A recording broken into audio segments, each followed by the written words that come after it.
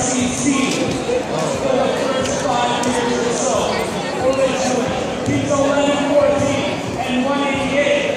Used to win this event undeniably when the event was first introduced.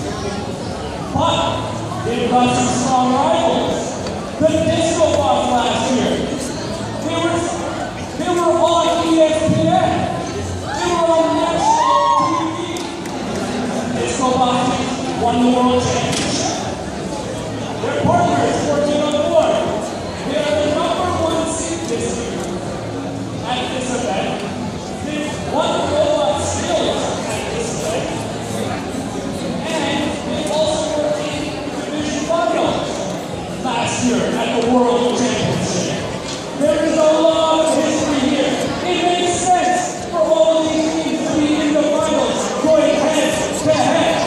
It's the teams that used to win against the teams that know how to do it now. Who do you think is going to win the championship? Make some noise for the Lord! Obviously, Alex.